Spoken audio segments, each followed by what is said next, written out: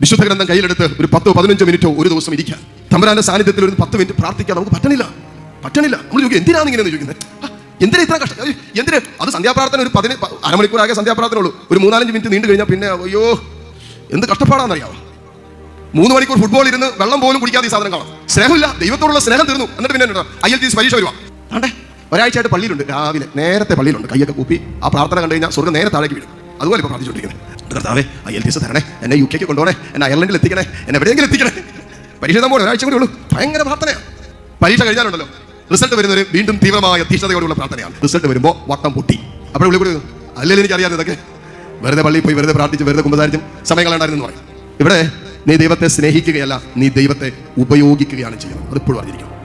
ഇത് അപകടകരമായ അവസ്ഥയാണ്. നമ്മളെ ആത്മീയ ജീവിതം പലപ്പോഴും ദൈവത്തെ സ്നേഹിക്കുന്നതിന് പകരം ദൈവത്തോട് സ്നേഹമുണ്ടെങ്കിൽ അത് നിലനിൽക്കുന്ന സ്നേഹമാണ്. ബാക്കിയെല്ലാം തന്നെ നാം ദൈവത്തെ ഉപയോഗിക്കുന്നവരായിട്ട് മാറുക.